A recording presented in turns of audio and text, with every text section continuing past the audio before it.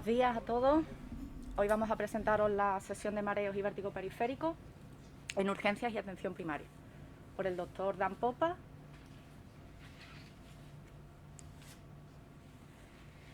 y por Eva Guerra.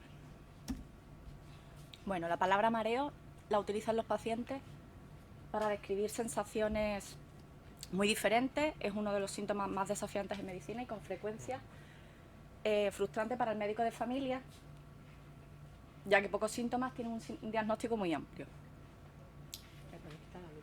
Sí, apaga la luz. La comunidad científica, que Drachman y Hart hace más de 30 años, propusieron 4 subtipos de mareo y que fue aceptada por la comunidad para definir los tipos de mareo. Tenemos el vértigo, que hablaremos más detalladamente después, el presíncope, el desequilibrio y el mareo en específico.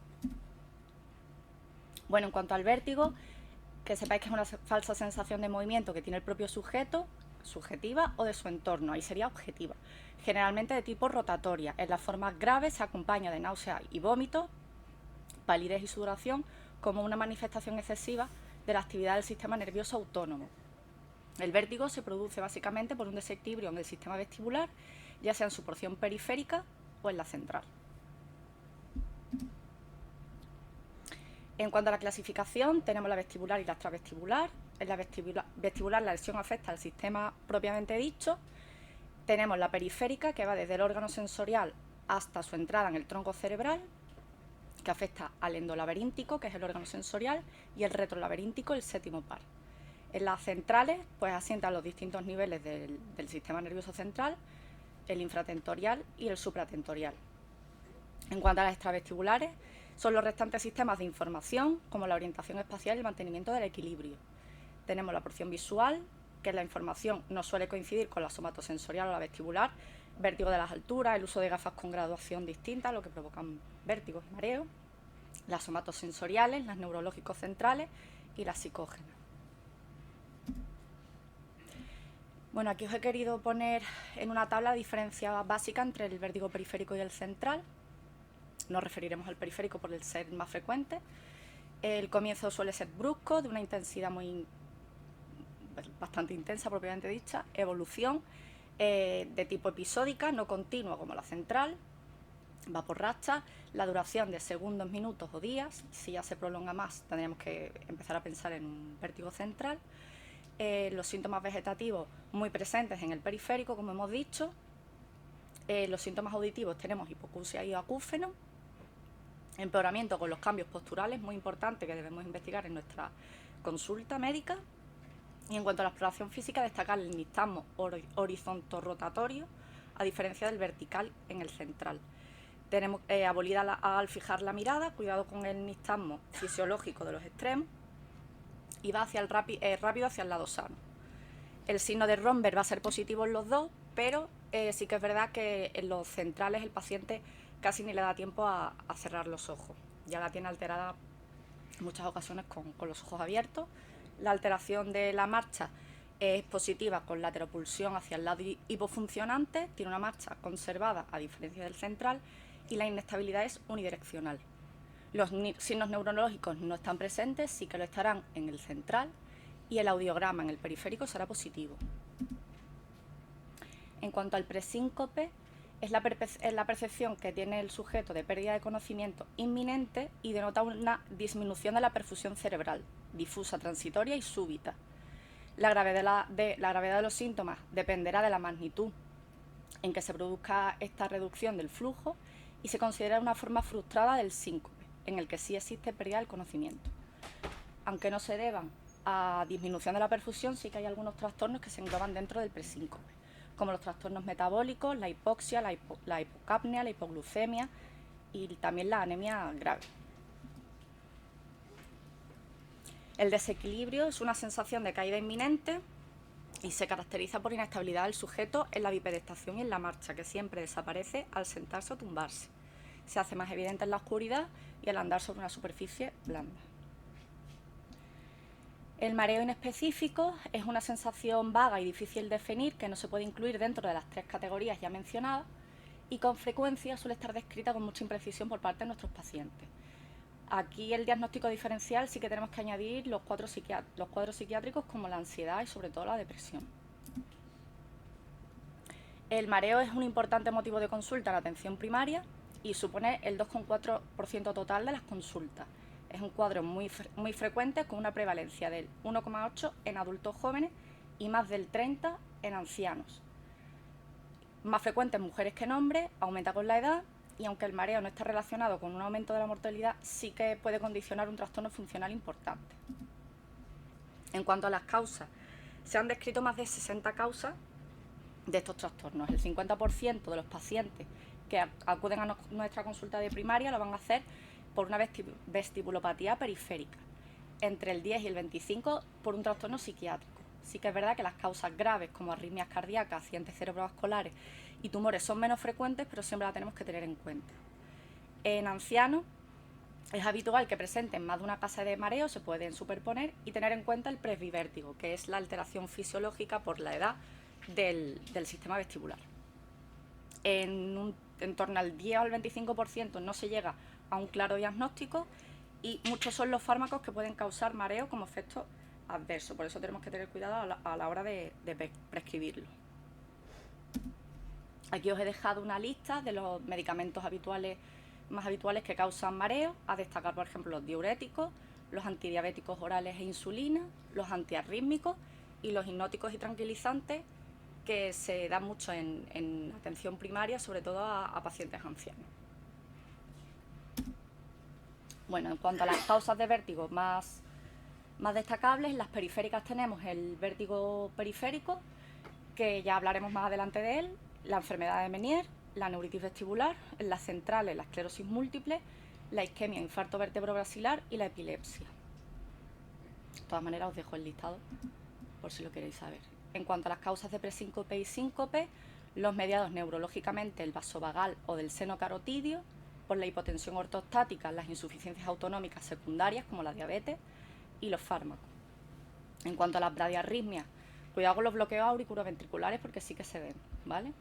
Taquiarritmias como la fibrilación auricular paroxística, también muy presente en nuestras consultas, miocardiopatías como la estenosis aórtica y la miocardiopatía hipertrófica, las vasculares, el síndrome del robo de la subclavia y las metabólicas, donde destaca la hipoglucemia y las intoxicaciones, que sí que tendremos que tener en cuenta en pacientes de edad más joven. En cuanto al desequilibrio y el mareo inespecífico, pues tenemos por la pérdida de sensibilidad somatosensorial y propioceptiva, como la diabetes o la insuficiencia renal, la hidrocefalia a presión normal, que pueden dar cierto tipo de mareo, como el desequilibrio, y los fármacos. Y en cuanto al psicógeno, sí que es verdad que la ansiedad y la depresión, que ahora están muy presentes en estos tiempos. Bueno, en cuanto a la anamnesis, tenemos que tener en cuenta 5 aspectos fundamentales: la descripción del síntoma, la relación con la posición del movimiento, el perfil temporal, los síntomas asociados y los factores predisponentes y desencadenantes.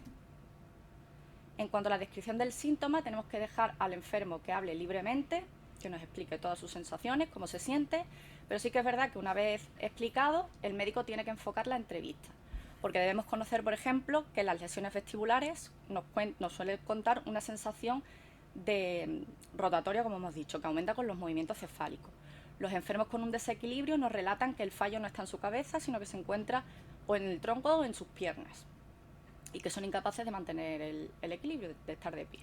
Los enfermos con presíncope, su cuadro lo describen como que van a perder el conocimiento de manera inminente, y los enfermos con mareo inespecífico nos describen el cuadro como unas sensaciones muy vagas, muy imprecisas, mal definidas, que tenemos que ayudar a que nos describa un poco los síntomas, y siempre, bueno, no siempre, pero no, lo que más se escucha suele ser que la cabeza la tiene como hueca, tiene la cabeza como si estuviera flotando, todo eso. En cuanto a la posición y el movimiento, muchos vértigos, como los paroxísticos posicionales benignos, empeoran con los movimientos cefálicos. El mareo por hipotensión se produce al pasar de la posición de decúbito a la bipedestación. Esta circunstancia también se da en el vértigo, pero con la diferencia de que también se da en otras, como en girarse en la cama, levantar la cabeza, acostarse, que no se dan en la hipotensión. El desequilibrio de causa multisensorial ocurre únicamente cuando el paciente está de pie y desaparece siempre al sentarse.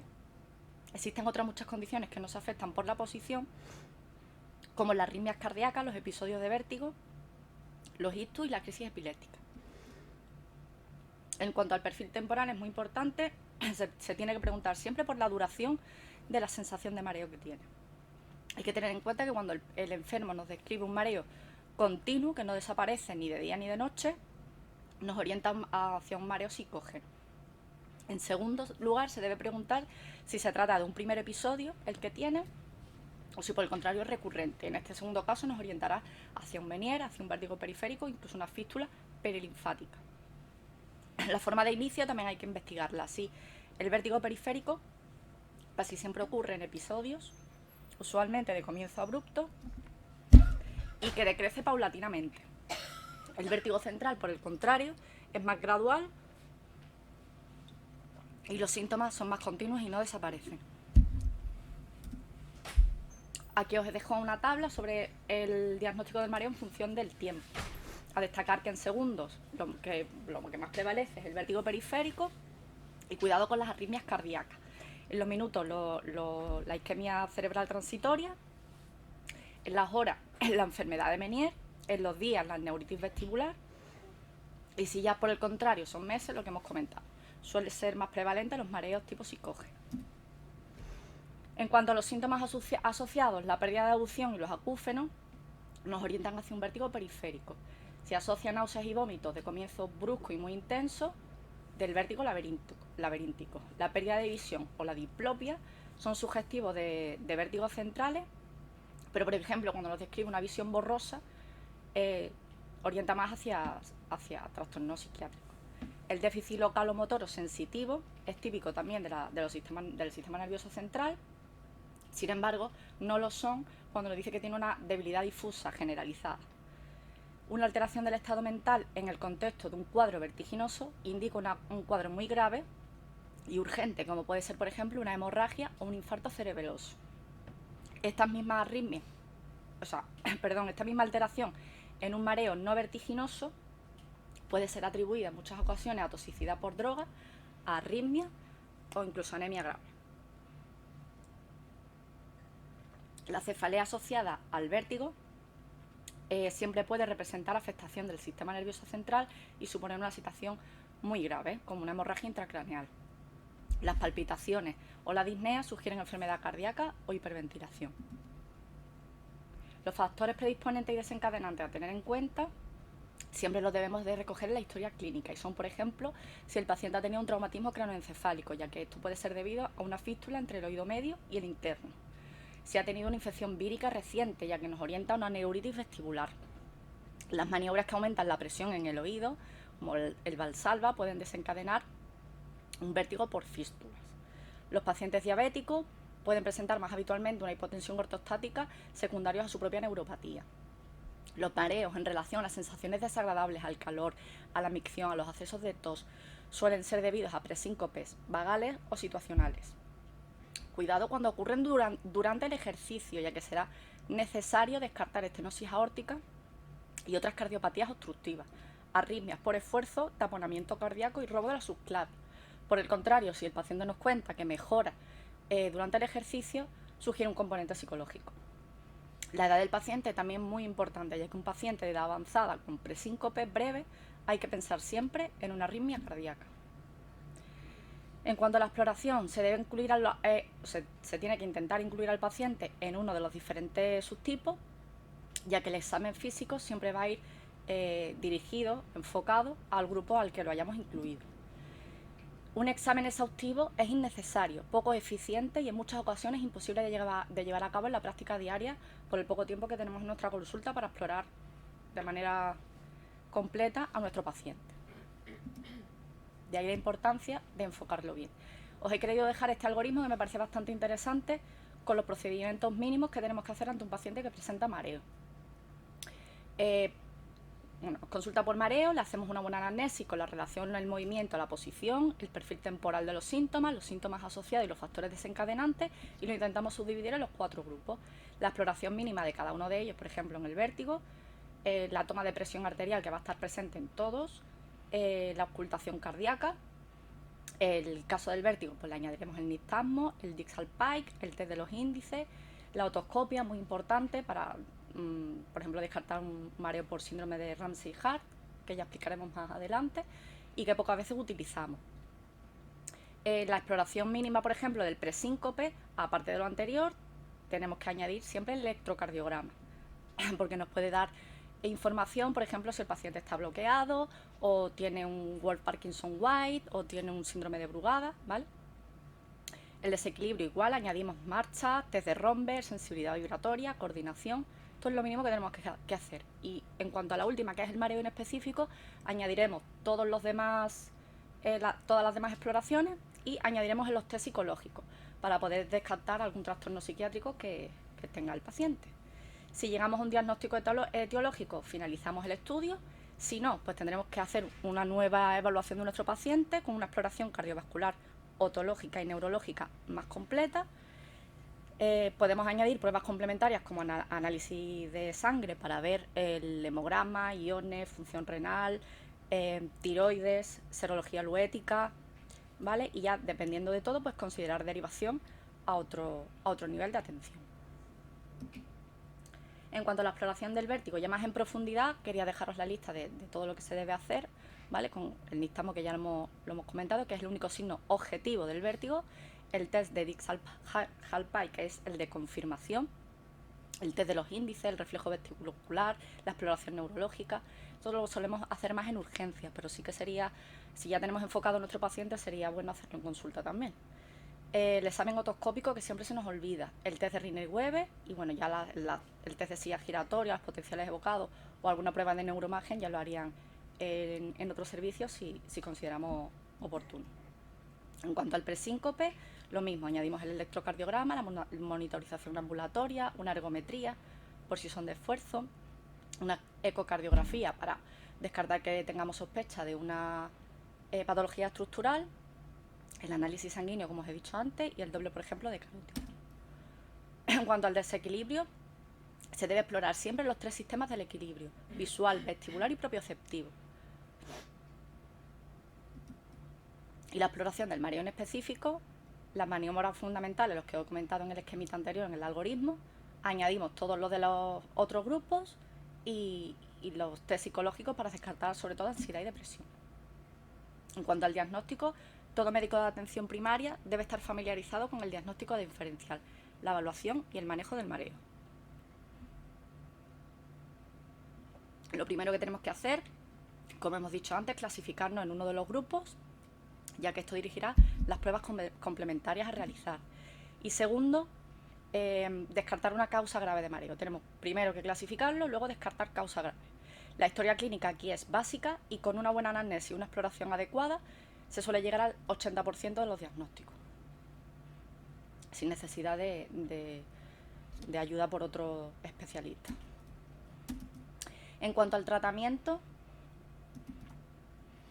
os he dejado 2 tablas que me han parecido muy interesantes, porque como hemos visto hay más de 30 causas de mareo, que provocan mareo. Os he señalado las más relevantes con las claves diagnósticas y los tratamientos, ¿vale? Por ejemplo, el vértigo periférico, que hablaremos más adelante, pues las claves, que es segundos de duración, provocados por movimiento cefálico, el Dix-Hallpike, el nistagmo, y el tratamiento serían las maniobras de Epling, los ejercicios de Pranden-Darov y el SEMO. En la neuritis, por ejemplo, añadiremos sedantes vestibulares y antieméticos durante 3 o 5 días, que luego explicaré por qué tan poquito tiempo. En la enfermedad de Meniere, lo mismo, dieta hiposódica, diurético, betaistina. En el vértigo postraumático añadiremos antidepresivos y sedantes vestibulares. En la hipotensión ortostática le diremos al paciente que se debe incorporar lentamente con medidas de compresión y fluocortisona. En las arritmias, pues ya tendremos que valorar, conjunto con el especialista de cardiología, si es necesario el marcapasos en la bradiarritmia o antiarrítmico, o implantar un desfibrilador. En la hipoglucemia, la glucosa, el glucagón, control de la medicación. Y los trastornos ansiosos depresivos, pues los ansiolíticos, los depresivos y sobre todo la psicoterapia, ¿vale? Aquí os quiero dejar una tabla de los fármacos más utilizados en los episodios agudos, sobre todo el vértigo, ¿vale? Con los antihistamínicos, benzodiazepina, con sus dosis. Y sí que es verdad que con los sedantes vestibulares hay que tener cuidado, de ahí los poquitos días, porque retrasa que el sistema nervioso se adapte a esa alteración, ¿vale? Entonces, máximo 5 días, no los damos más porque si no, el sistema nervioso no es capaz de adaptarse a su función normal. Se queda como letargado. Os quiero dejar unos anexos que me han parecido bastante interesantes, como por ejemplo el vértigo, el manejo que hay que hacer en cuanto al perfil temporal, en las crisis breves, las crisis de minutos a horas, las crisis únicas intensas y en el vértigo crónico poco intenso, ¿vale? Por ejemplo, se añade una crisis entre 30 minutos y 2 horas, y única o recurrente, se asocia a factores de riesgo cardiovascular más una clínica neurológica, porque tendremos que pensar en un accidente isquémico transitorio vertebrovascular, entonces lo derivaremos al hospital. Que si tiene clínica auditiva, pues con cefalea, por ejemplo, cefalea con criterio de migraña, pues un vértigo asociado a migraña. Haremos tratamiento supresivo o lo derivaremos al otorrino y a neurología, dependiendo del paciente cómo evolucione. Si tiene desencadenados por movimientos cefálicos de segundos y recurrentes, con clínica vegetativa, con inestabilidad posterior, pues lo primero que tenemos que pensar es un vértigo periférico. Le aplicaremos la maniobra de Epley con un grado de recomendación B y una abstención terapéutica, ¿vale? En el mantenimiento, con un grado de recomendación C. También muy importante lo que os he comentado antes, la retirada de los fármacos, la de prescripción, que pocas veces hacemos en el servicio de atención primaria y que en muchos casos suele ser el origen del mareo de los pacientes. En el presíncope a nivel cardiogénico, vascular, metabólico y neurológico, para que tengáis una idea de las medidas a tomar y la derivación si así lo precisa, y la inestabilidad. Vale, en cuanto a los criterios de derivación a otros especialistas, tendremos que derivar el vértigo con una sintomatología muy intensa que no cede en unos días, incluso con un tratamiento. El síncope durante el ejercicio, como he comentado antes, que sí que es una urgencia.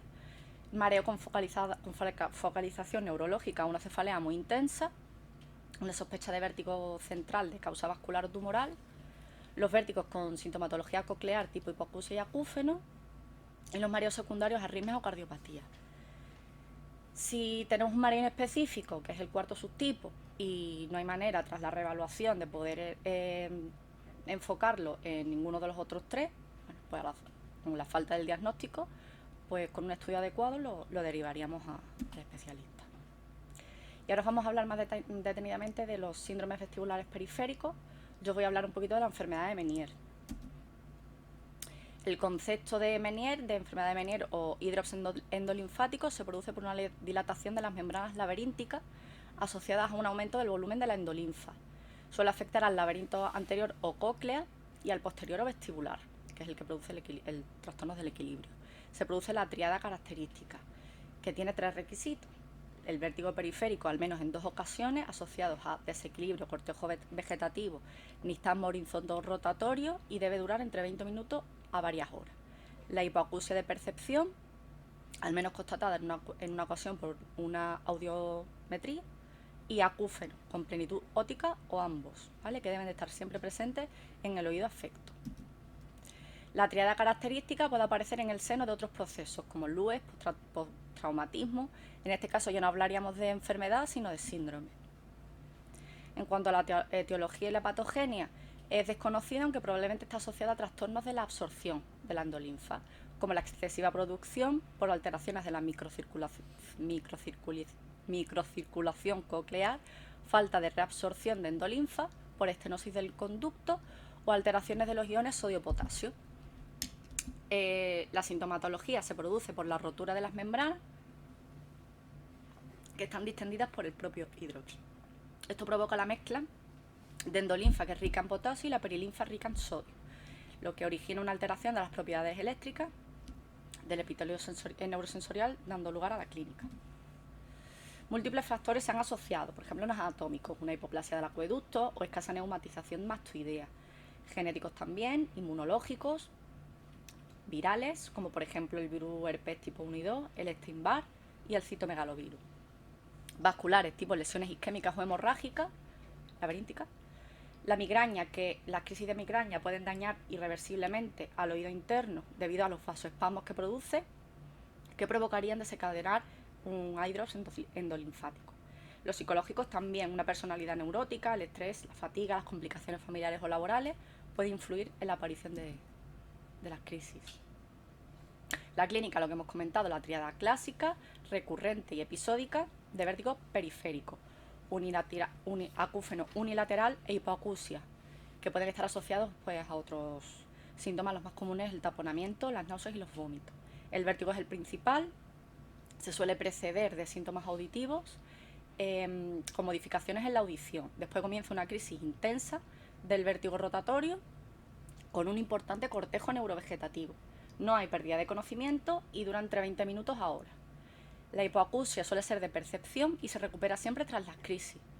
En las fases avanzadas pierde la fluctuación y se estabiliza, ¿vale?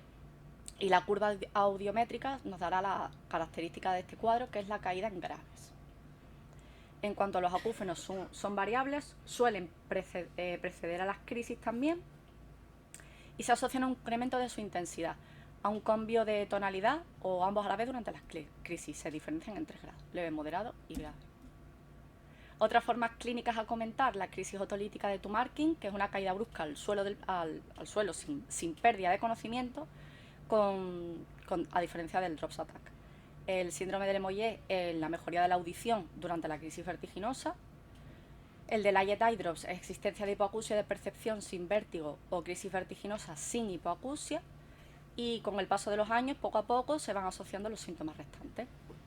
El diagnóstico diferencial que hay que hacer con el Meniere, pues del vértigo periférico, por supuesto, de la insuficiencia vertebrobasilar, tumores angulopontocerebelosos, fístulas laberínticas, otoesclerosis, sobre todo en mujeres jóvenes, esclerosis múltiples también, y bueno, también intoxicaciones. En cuanto al diagnóstico, es clínico, tenemos que hacer una exploración neurológica, una autoscopia, una acumetría y pruebas audiométricas que llevaría el especialista, las pruebas calóricas, pruebas de imagen si precisan, test de glicerol, la prueba de la furosemida y la cámara hipovárica.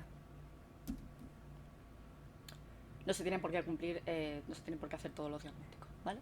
En la enfermedad de Meniere, el tratamiento en la crisis aguda, reposo en cama y en silencio, eso es fundamental, no realizar movimientos bruscos de cambios de posición, y sedantes vestibulares tipo tietilpiracina, sulpirida, benzodiazepina, pero durante cortos periodos de tiempo, de unos 3 a 4 días máximo, por el aturdimiento del sistema nervioso central que retrasa la adaptación, como hemos comentado antes. Si el paciente presenta unos náuseas y unos vómitos muy intensos, pues añadiremos metoclopramida, ondansetron o escopolamina. Cuidado con la asociación de sulpirida, tietilpiracina y fenotiacidas con la metoclopramida, porque potencia los efectos extrapiramidales. En cuanto al mantenimiento, la dieta pobre en sal, la restricción de la nicotina, de estimulantes tipo cafeína, alcohol, realización de ejercicio físico, pérdida de peso.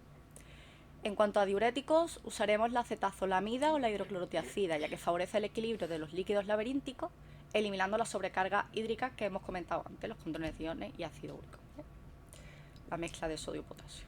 La clorhidrato de betahistina lo utilizaremos de 6 a 12 meses, que los agonistas parciales de los receptores H1 suprimen el espasmo de los esfínteres precapilares por vasodilatación. Empezaremos con una dosis de 16 miligramos cada 8 horas. Esto de mantenimiento, ¿eh? La trimetacidina por su acción antiisquémica celular, los antagonistas del calcio que actúan como vasodilatadores y en la microcirculación central y periférica. Es muy importante la hidratación, de 35 mililitros al kilo al día, ya que previene la pérdida de audición y los episodios de vértigo por disminución de la hormona antidiurética. También los corticoides si sospechamos una etiología autoinmune. En cuanto a los acúfenos que presenta el paciente, sí que es verdad que está en la literatura que podemos aplicar prescribir alprazolam. Sí que es verdad que el alprazolam últimamente no está muy recomendado porque genera mucha dependencia, la nortriptilina, la amitriptilina, la psicoterapia y la estimulación eléctrica. Sí que es verdad que los otorrinos mandan más para el acúfeno, derivados del ginkgo biloba, de la melatonina, incluso preparados que llevan alcohol etílico para dejar un poco aturdido lo que es el sistema vestibular, ¿vale? Pero vamos, en la literatura te viene esta medicación. Y en cuanto al vértigo y el equilibrio, la betahistina y diurético, pero sí dejar claro que estos no mejoran la audición, solo los síntomas. Ahora os dejo con mi compañero. Buenas, pues yo os voy a hablar de las otras dos entidades dentro de lo que es el vértigo periférico. Del vértigo, en primer lugar vamos a empezar por el vértigo paroxístico posicional benigno, después con la neuritis vestibular y después con algunas entidades fronterizas que combinan características de ambas. El vértigo paroxístico posicional benigno, o el VPP-B, es la entidad más importante, es la primera causa de vértigo periférico a nivel poblacional y vamos a entrar en ella. Bueno, el vértigo paroxístico posicional benigno, pues la clínica guía va a ser vértigo, pero en este caso siempre se va a acompañar de nistagmo y de ausencia de clínica auditiva. No va a haber ni hipoacusia ni acúfenos, porque lo que nos puede descartar y nos puede orientar la sospecha clínica hacia el vértigo paroxístico posicional benigno, por ser la primera causa a nivel poblacional y porque es el principal motivo de consulta por vértigo en las consultas de atención primaria.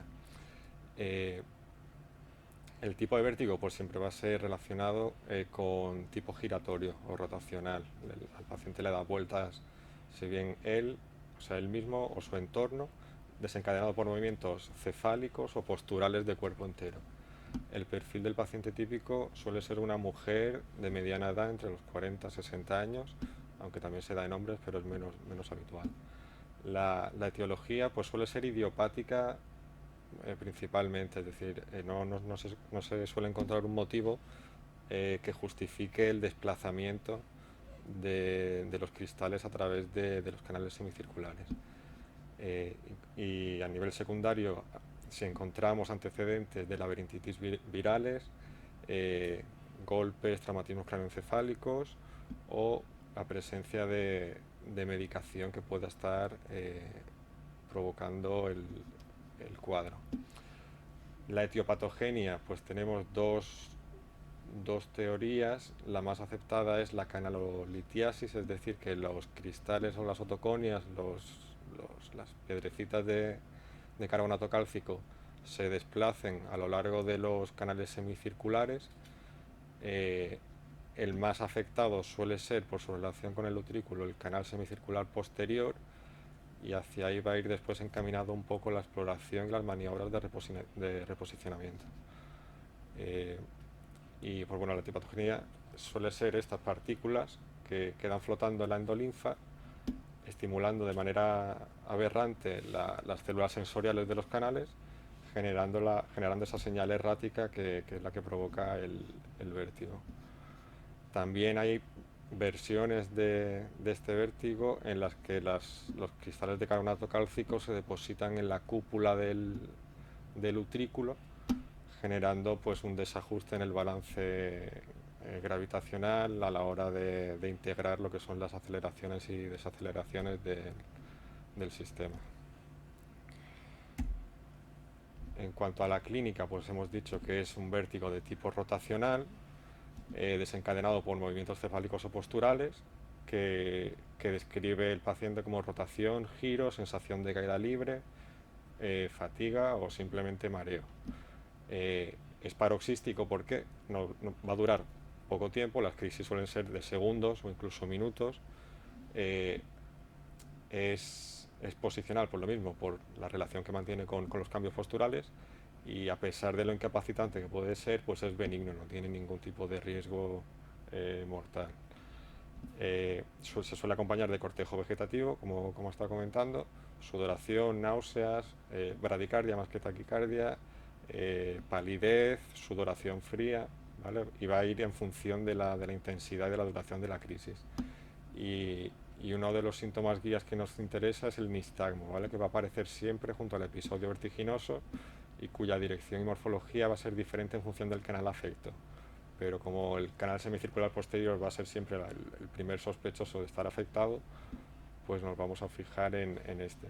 O sea, nos lo vamos a tener como prioridad. Importante, no se va a acompañar de clínica auditiva a nivel de pérdida de audición, hipoacusia o acúfenos, ¿vale? Si se acompaña de ellos, pues nos debe hacer pensar en otras entidades o en algún tipo de combinación que a veces se da entre Meniere y vértigo paroxístico posicional benigno, o alguna otra cosa un poco más extraña, como el neurinoma del octavo par. La característica del nistagmo en esta entidad clínica, pues la latencia, es decir, cuando se desplaza la cabeza del paciente, el nistagmo aparece con una latencia de pocos segundos, de 1 o 2 segundos. La duración del nistagmo pues no supera los 2 minutos. Es fatigable, quiere decir que si al ir repitiendo la maniobra de exploración, la intensidad del nistagmo va a ir disminuyendo. Ahora lo vamos a ver después. Y durante la maniobra, al levantar al paciente, se invierte. En cuanto al diagnóstico diferencial, pues después de todo lo comentado, es importante descartar causas centrales que comporten gravedad o otras entidades que sean también muy prevalentes, como el ortostatismo, que son cuadros de inestabilidad o mareos que coinciden con movimientos bruscos de incorporación o bipedestación, y nunca se va a acompañar de nistagmo, ¿vale? El síncope ortostático o la hipotensión ortostática. El AIT o la clínica neurológica siempre va a estar un poco va a ser necesario descartarlo. AITs acompañados de focalidad, lesiones en el cerebelo y en el tronco del encéfalo. A este nivel el nistagmo que aparece va a ser atípico, muy atípico, no va a tener ni latencia ni fatigabilidad, y la intensidad va a ser mayor y la duración va a ser mucho mayor. Es decir, un nistagmo atípico, el nistagmo actúa como síntoma guía en todos estos cuadros vertiginosos porque nos da mucha información. La neuronitis vestibular, que viene a continuación, pues también está relacionado con síntomas de una intensidad mucho mayor, y las crisis de vértigo son de días y son mucho más incapacitantes. El vértigo de origen cervical, que también se ve bastante en la consulta, pues se va a parecer al paroxístico, va a ser dependiente de la posición de la cabeza, pero se va a acompañar obviamente de cervicalgia, ¿vale? De contracturas, de problemas, de antecedentes de latigazos cervicales, de traumas a ese nivel. Y como siempre, el diagnóstico diferencial tiene que tener una perspectiva de considerar la medicación que está tomando el paciente. Dentro de los fármacos y tóxicos que pueden alterar el sistema del equilibrio, pues habitualmente los más habituales podemos encontrar aminoglucósidos, ansiolíticos, antidepresivos, anticoagulantes, toda esta lista, ¿no? Dentro del diagnóstico del vértigo paroxístico posicional benigno, pues ya se ha visto que ya han dicho que la anamnesis dirigida va a resolver prácticamente casi todos los cuadros, más del 80%.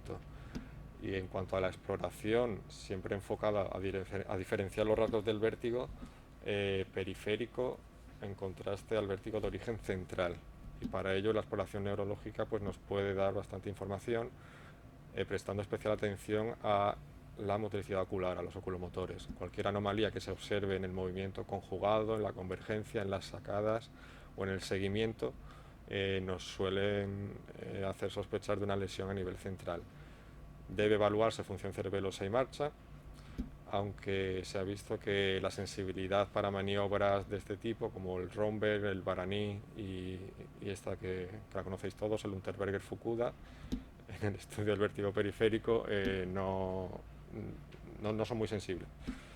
En cambio, algunos signos neurológicos que exploran la motoneurona superior permiten detectar una lesión isquémica neurológica antes de las pruebas de imagen. Por lo visto, la maniobra del pulgar levantado, que es hacerle así al paciente y si de manera automática levanta el pulgar, por lo visto tiene bastante sensibilidad a la hora de detectar algún tipo de lesión isquémica acompañada en el contexto de un cuadro vertiginoso, según la SENFI.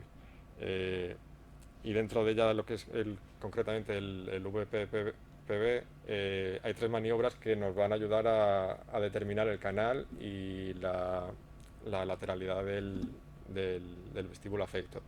La más habitual es la maniobra de Disch-Hallpike.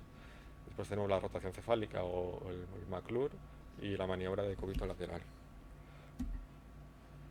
Dentro de la exploración, pues ya hemos visto que la historia clínica y la exploración física pues nos van a dar bastante información. La descripción del episodio es importante, prestar atención a cómo lo describe el paciente, la sensación de lo que suele ser el mareo, el me da vueltas las cosas, los detalles de la crisis, en el contexto en el que se realiza, los movimientos que suelen desencadenarlos, si se acompaña o no de vegetatismo, los síntomas, clínica otológica, auditiva, neurológica y vegetativa, los antecedentes personales y familiares importantes, y los desencadenantes o agravantes, qué tipo de cambio de posición, si era durante la realización de ejercicio, de maniobras de Valsalva o con giros concretos de cabeza. Y dentro de la exploración física, una exploración básica de pulso, tensión arterial y una auscultación, y una exploración a nivel otológica. Y lo que hemos dicho, la exploración neurológica para descartar el origen central. Esto a ver si... Bueno, aquí.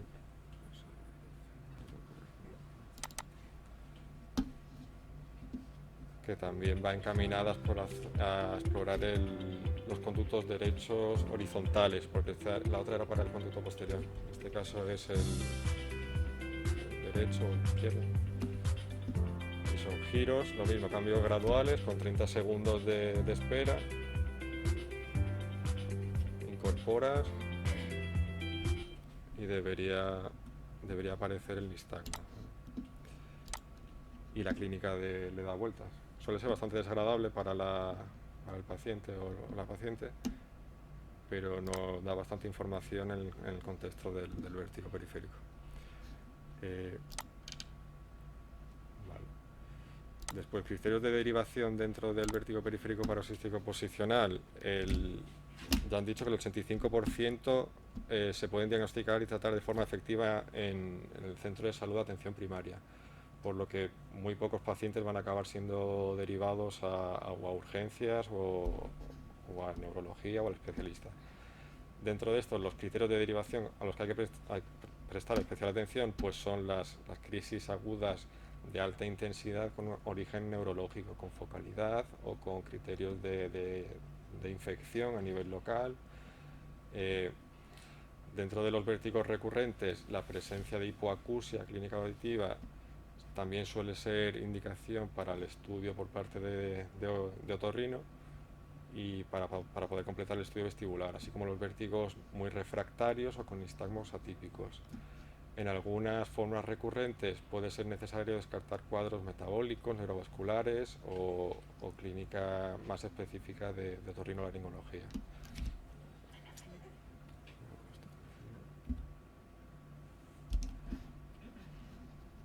Vale.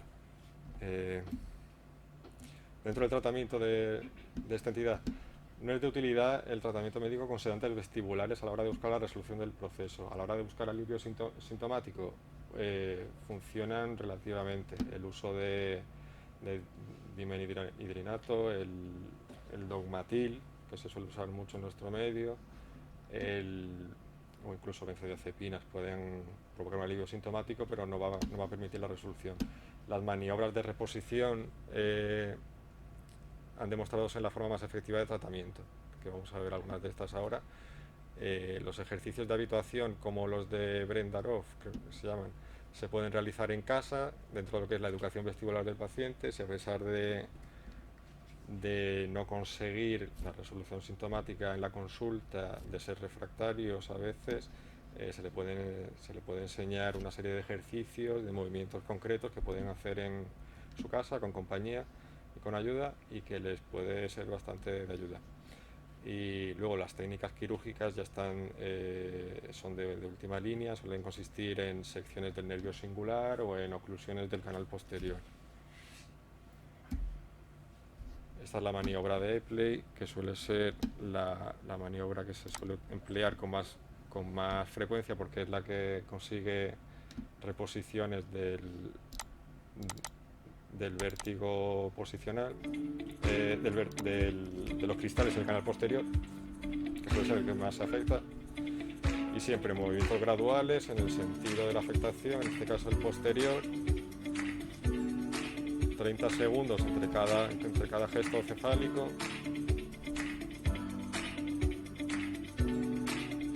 Los 30 aquí, pues no se suele esperar tanto.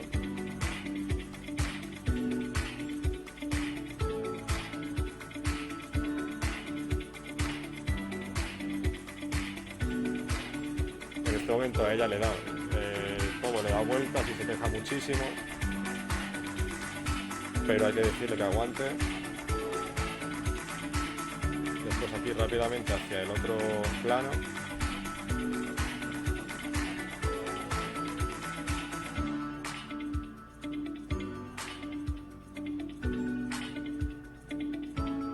Espera otros 30 segundos. Pedirle que se gire en el sentido de la afectación. Se supone que los cristales se van a ir desplazando.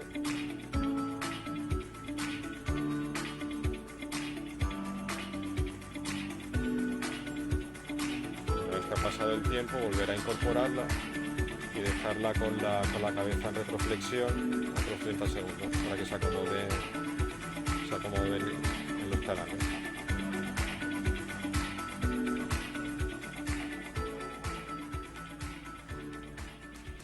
La efectividad es variable, pero no suele ser muy alta, pero en torno al 40% pues suele ser efectiva, por lo que aparece en la literatura. Aún así, los ejercicios de reeducación vestibular siempre van a estar ahí para echarle una mano a los pacientes que no suelen responder, que tienen muchos problemas, y consiste en ejercicios coculares con la cabeza mantenida inmóvil, y lo mismo, son cambios graduales en los movimientos cefálicos, en la convergencia de la mirada, en la flexoextensión cervical y en los movimientos específicos de flexión, retroflexión, giros adaptados para intentar, pues lo que hemos visto, recolocar esos cristales a nivel vestibular. Aquí tenemos un esquema de la maniobra de Epley. La de Semon, esta es en el caso de que el vértigo posicional no sea provocado por desplazamientos en el canal posterior, sino por depósitos en la cúpula del utrículo, que es otra versión de la patogenia de este vértigo, y es una maniobra un poco más sencilla y tiene que ver con un reposicionamiento que hace uso de esta maniobra. La del Lembert o barbacoa, pues esto en el caso de que el canal afectado sea el canal horizontal. También puede ser útil si las otras maniobras no han sido efectivas. Tenemos la del Lembert y hay incluso bastantes descritas y distintos ejercicios de reposicionamiento, pero estas son las que he encontrado y que se usan con más frecuencia. Vale, fuera del vértigo posicional paroxístico vamos a ver la neuronitis vestibular, que es dentro del vértigo periférico, la anulación de forma súbita de la función vestibular sin que esté afectada la cóclea, comienzo brusco con un importante cortejo vegetativo y con una duración de más de 24 horas. Es unilateral, no se acompaña tampoco de hipoacusia ni de acúfenos, por lo que en ese sentido se parece al posicional benigno, pero por la duración ya empezaríamos a sospechar de una neuronitis vestibular. El perfil del paciente, pues en la tercera o cuarta década de la vida, igual en ambos sexos, y se suele dar más en primavera y verano, normalmente relacionado con el hecho de que se dan muchas más otitis de manera estacional. Se denomina neuronitis cuando sugiere que la afectación del cuerpo neuronal del nervio vestibular, y neuritis cuando es por afectación del axón neuronal. Bueno. La etiología pues se suele relacionar también con procesos respiratorios previos de vías altas y virus que alteran la microcirculación del nervio vestibular, como el virus de la gripe, el del herpes simple, el del herpes zóster o el Coxsackie, o la activación de neurotropos latentes, de virus neurotropos latentes.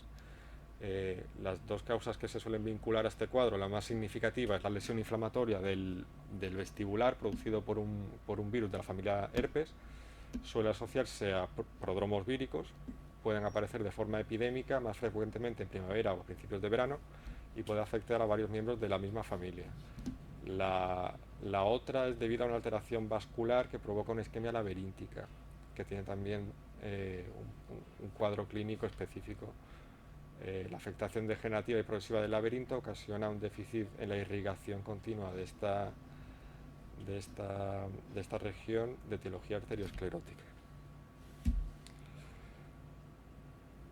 La clínica, pues vamos a ver un cuadro brusco de vértigo, de mareos, con fuerte cortejo. La crisis es de tal intensidad y duración que obliga al paciente al reposo absoluto durante varios días, que le impide hasta andar. Conforme pasa el tiempo se va resolviendo el cuadro, va mejorando de manera progresiva. En la exploración vamos a poder observar un nistagmo espontáneo horizonto-rotatorio que bate hacia el lado sano, un romper positivo caído hacia el lado enfermo, una hipobarreflexia calórica y rotatoria del laberinto afecto. Lo de la exploración calórica consiste en introducir un líquido frío en el lado afecto y ver la sensibilidad a ese nivel. No se debe acompañar de focalidad neurológica ni de afectación de la audición. Se relaciona la persistencia de inestabilidad de más de un mes con personalidad excesivamente ansiosa. Pues bueno, perfil de paciente que además es muy nervioso, muy ansioso y demás, pues también contribuye al hecho de que quede muy tocado por esa crisis tan intensa y después pues tenga ansiedad y algo de miedo y se mantenga la clínica.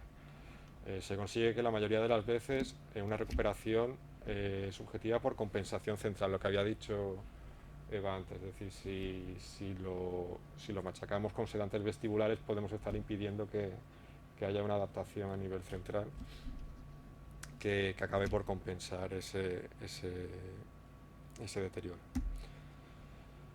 El diagnóstico, pues clínico, la aparición de un vértigo de tipo periférico muy prolongado, sobre todo esto nos va a guiar bastante, de más de un día de evolución, sin que se afecte la audición, o al menos sin que se añada algo extra a cualquier problema de audición que pueda tener el previo.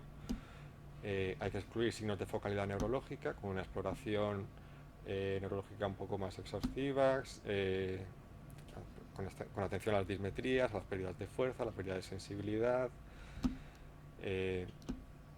afectaciones de pares craneales. Dentro del diagnóstico diferencial, pues vamos a ver que pues se va a centrar en entidades de tipo neurológico, con isquemias o infartos del cerebelo, del tronco cerebral, es decir, todo lo que es el espectro del ictus y de los accidentes isquémicos, o la esclerosis múltiple, que deben ser descartadas en un contexto en el que bueno, es un cuadro muy florido. El tratamiento se fundamenta en medicación sintomática y terapia rehabilitadora. Dentro del control sintomático vamos a ver que tenemos las mismas herramientas que en el cuadro de los vértigos periféricos, antihistamínicos, antidopaminérgicos, anticolinérgicos y los GABAérgicos. Existencia de una infección de origen viral, pues los corticoides y el valciclovir pueden jugar también un papel.